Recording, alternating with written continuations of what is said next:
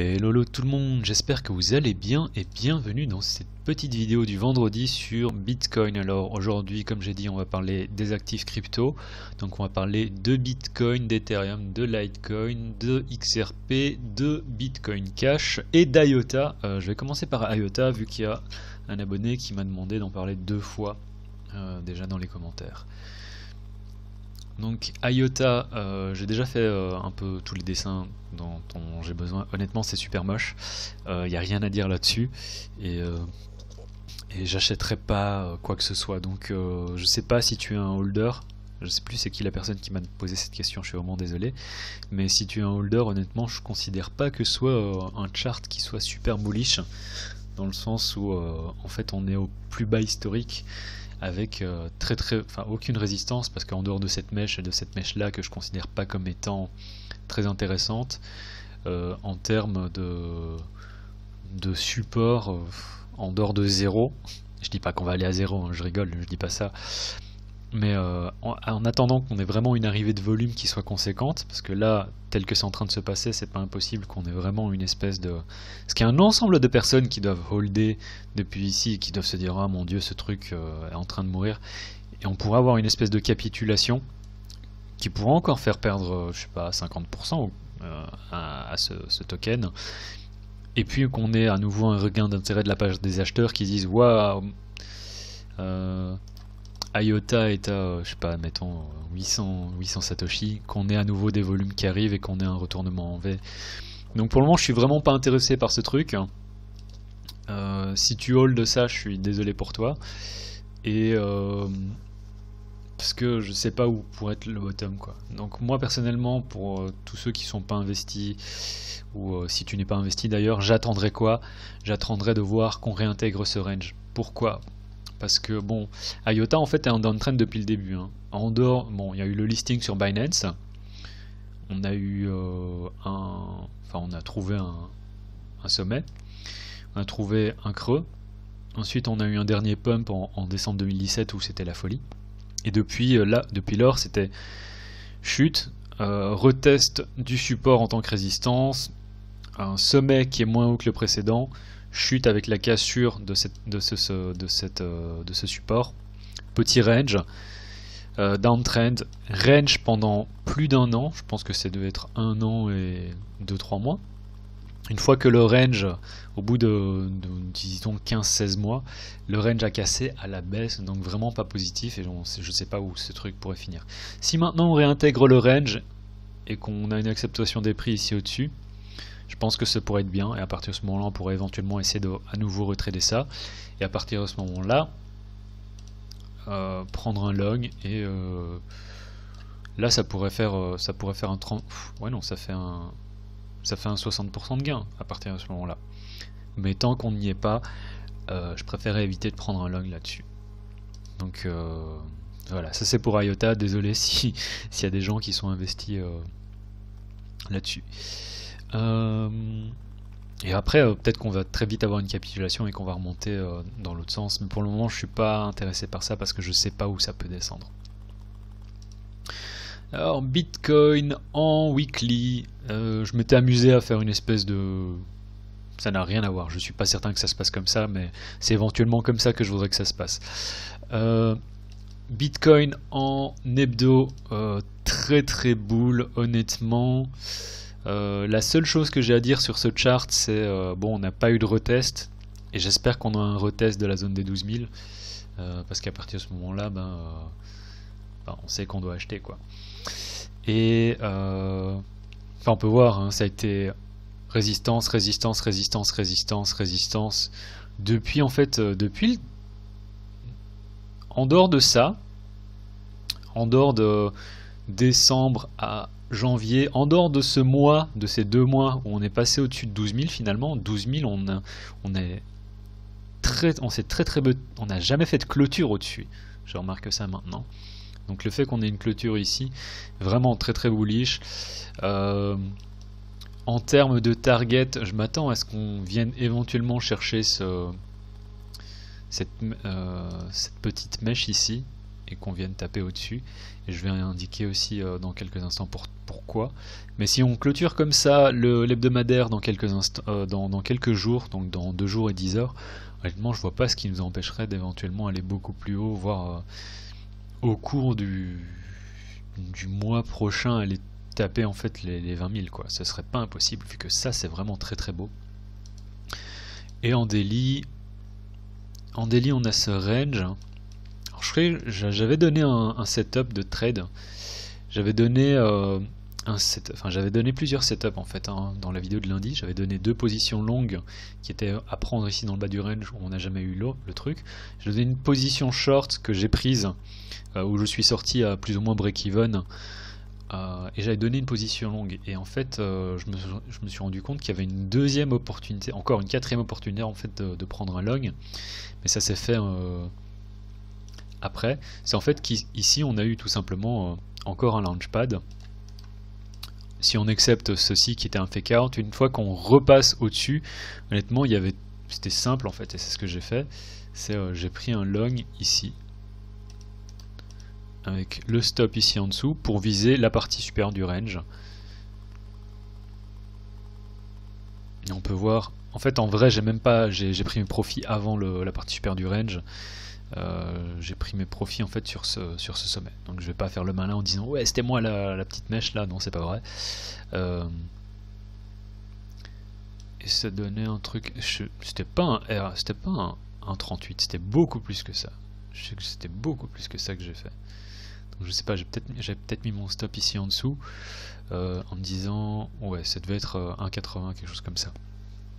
Et donc le truc c'est que j'ai également pris un short ici et où je suis sorti à break-even vu que mon short, la target que je m'étais fixé c'était ici.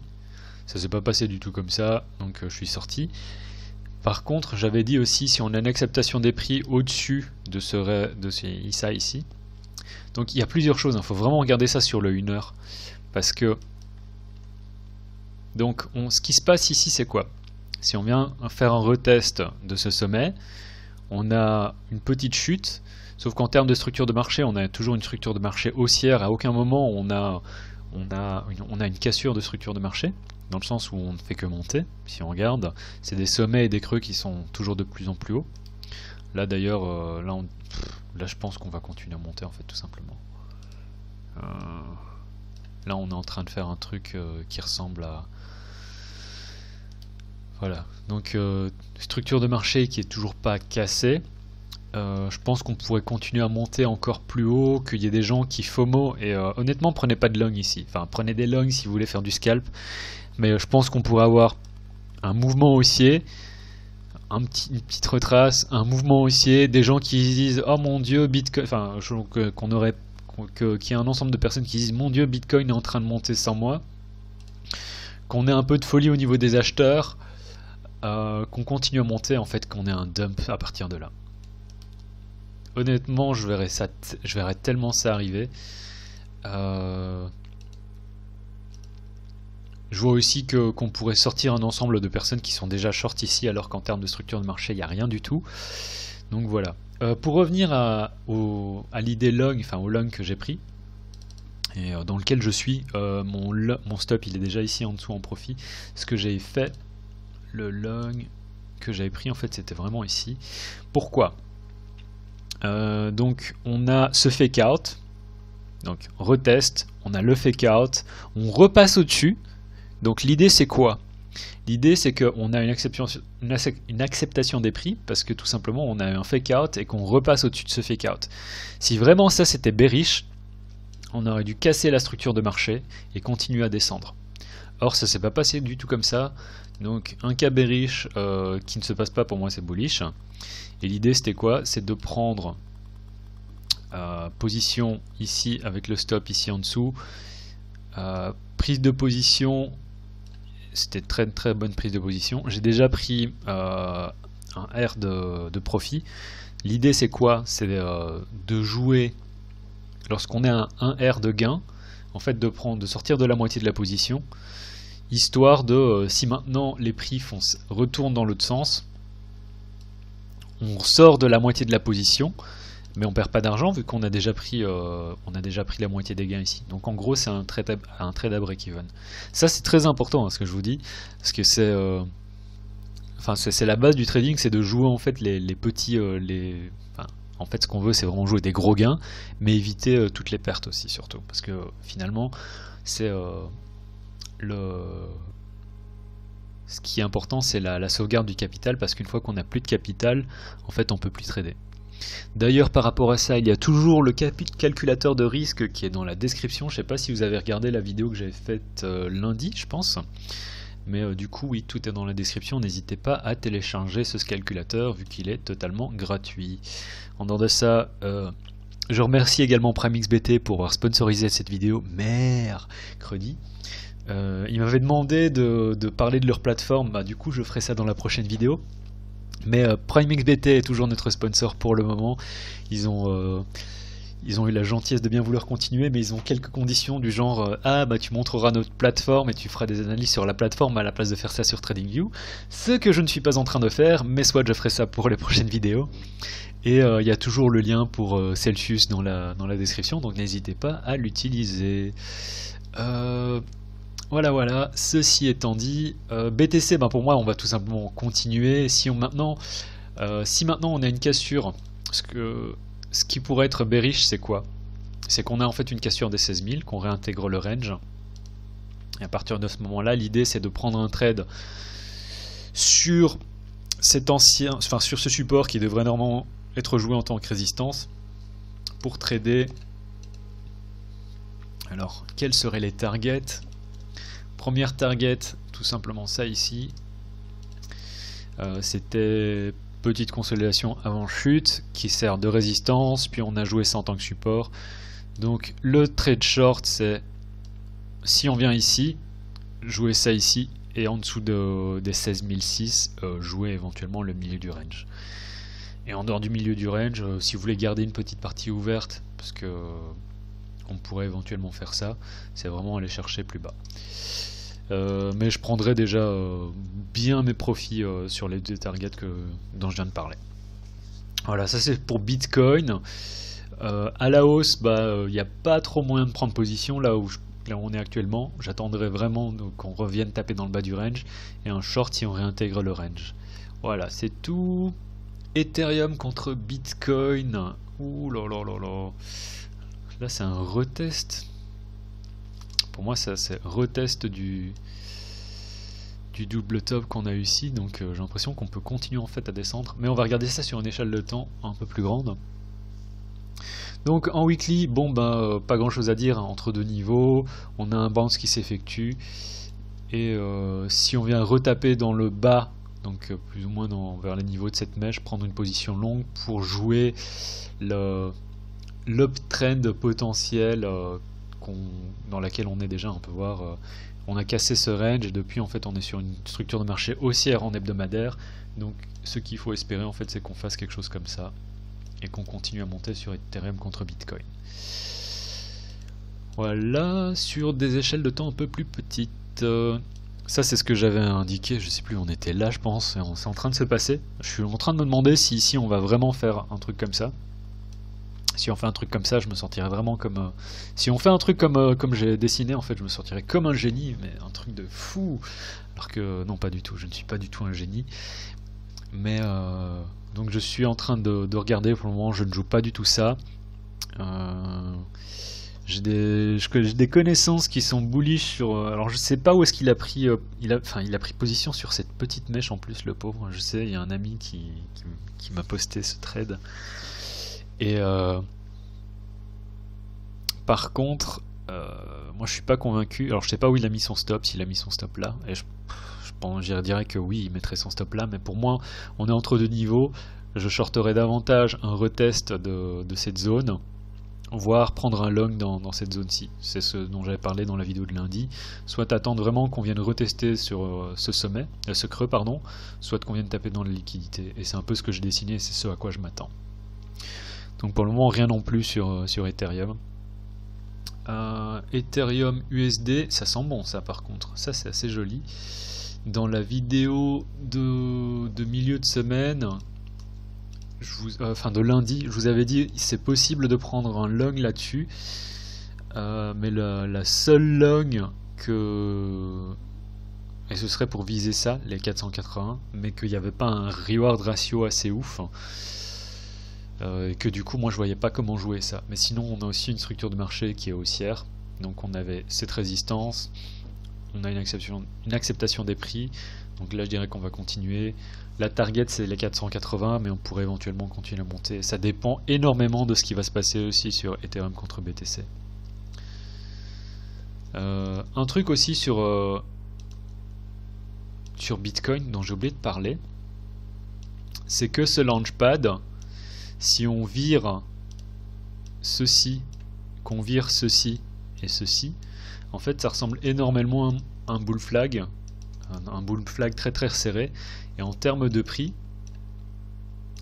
si on fait un report, si on fait un calcul, ça pourrait nous emmener vers les 17 500. Donc si on continue à monter, en fait 17 500 ça pourrait être une target.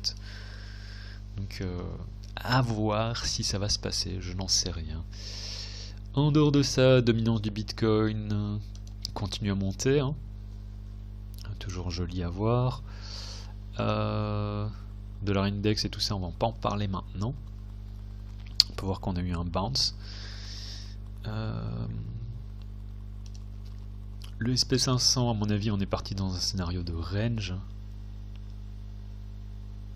Ouais, ça c'est pas joli à voir, hein. Si on a une clôture comme ça, je pense qu'on est parti sur un scénario de range. On va parler vite fait de XRP contre Bitcoin. Ça ressemble à que dalle. Ce truc est une gigantesque daube. À chaque fois qu'il y a une petite montée, j'ai un peu... En fait, le truc c'est que Ripple a trop de XRP. Donc vraiment... Ce même ici de ouais, je crois qu'en fait il est tout simplement terminé. Le prochain pump qu'on a, Ripple va encore dumper sur les holders. Donc j'aime pas trop ce qui se passe. Éventuellement, Ripple contre USD, il y a quelque chose qui pourrait se profiler. Dans le sens où faut regarder ça en weekly, hein. Là on est en weekly et depuis août, donc ça fait septembre, octobre, ça fait bientôt 3 mois que ce truc est en train de se trader dans un mini range. Donc une fois qu'on est à la cassure du range, honnêtement la probabilité de fake out est quand même assez faible vu le pourcentage de ce range. Si on regarde juste le corps des bougies, ça fait 3 mois que ce truc se trade dans un range de 10%. Donc là on a une petite cassure qui est en train de s'effectuer, et si on a cassure, pour moi la prochaine target c'est tout simplement c'est les 30 centimes sur Ripple, voire potentiellement jouer la cassure de cette résistance pour aller taper dans les 40 centimes. Et ça, ce serait pas impossible. Donc Ripple, c'est bien que vous m'ayez demandé d'en parler, parce qu'on a quelque chose qui pourrait potentiellement se passer ici sur Ripple. J'attendrai vraiment qu'on ait une confirmation en hebdo, et même ne serait-ce qu'en daily, en fait, ce serait qu'on ait simplement une clôture ici au-dessus, qu'on est éventuellement en train d'avoir ici. Et ouais, l'idée ce serait de prendre un long. Si on a une cassure, jouer un long sur le retest. On ne devrait pas revenir ici normalement, réintégrer le range. Et donc l'idée c'est dans un premier temps, soit de jouer, on peut jouer les 30 centimes, ce qui fait un trade à 2,40, et garder en fait ouvert pour éventuellement un moonbag à WIR. Donc XRP contre USD, je suis pas défiant de ce qui se passe. Je pense qu'il y a un truc qui peut se passer. Par contre, XRP contre BTC, malheureusement, c'est pas beau. Et en fait, ce qui pourrait emmener XRP contre USD plus haut, c'est justement qu'on ait un bounce. Et en fonction du bounce que l'on aura, en fait, ça emmènera... voilà, si on a un bounce de 30%, ce qui nous emmène à quand même pas très haut, hein, en termes de prix, vu qu'on est toujours au sein de cette downtrend, ça pourrait en fait faire également un bounce conséquent sur Ripple contre USD. Donc gardez ça à l'esprit. Litecoin contre BTC, alors moi je suis à break-even, hein, sur ce trade. Enfin c'est pas un trade vu que je suis un bag holder maintenant de toute façon. Et j'aime bien ce qui se passe ici, parce que j'ai l'impression qu'on est sur un bottom. Une fois qu'on réintègre le range, ce sera confirmé. Et du coup, j'aime beaucoup ce qui se passe aussi avec Litecoin contre USD, parce que je sais plus pourquoi j'avais parlé de cet exemple. Je crois qu'on était ici, hein. Enfin, je sais plus, j'avais dit si vous voulez attendre qu'on ait une cassure de ce sommet et mettre votre stop ici en dessous, bah, honnêtement vous êtes bon et vous pouvez viser les 80$. Ça fait un trade à 2R plus ou moins, mais en vrai, bon, première target c'est les 80, mais en vrai je pense qu'on pourrait continuer à monter beaucoup plus haut, quoi, en fonction du biais narratif que l'on a aussi sur Litecoin. Parce que imaginons maintenant qu'on ait une news du genre, voilà, enfin, Litecoin, les développeurs sur Litecoin ont réussi à intégrer une nouvelle couche pour intégrer par exemple l'anonymat sur Litecoin, parce que je sais que Charlie Lee veut bosser là-dessus. Et imaginons qu'on ait une couche supplémentaire qui vienne s'implémenter, et que Litecoin a une optionnalité par rapport à l'anonymité, ça pourrait être assez gigantesque et ça pourrait driver les prix beaucoup plus haut, quoi. Donc je pense que 80$, c'est vraiment pas loin de toute façon par rapport où on est, mais on pourrait continuer à monter et aller beaucoup plus haut. Je pense que, bon, dans un premier temps, ici on n'a pas encore fait de vrais retests, donc je pense qu'on aura une réaction aux alentours des 90$ dans tous les cas. Donc toujours positif sur Litecoin. Et il y avait quoi encore? XRP j'ai parlé, ETH j'ai parlé, il y avait Bitcoin Cash. Quelle merde ce truc. Oh mon dieu. Oh là là. Il n'y a rien de bien là-dessus, hein. Ce truc est en train de mourir. Et ah là là. Mais en fait, si on regarde, c'est juste en downtrend depuis le début aussi, hein. C'est comme quand on parlait d'IOTA.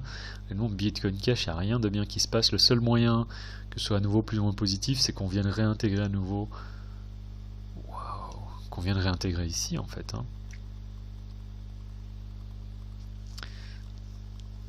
Ouais, pas positif du tout sur Bitcoin Cash. Je sais pas ce que ça donne contre USD.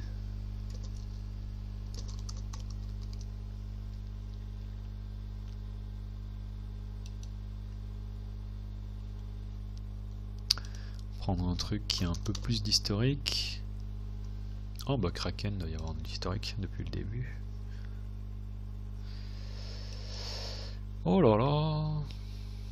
Je sais pas de quand ça date ça.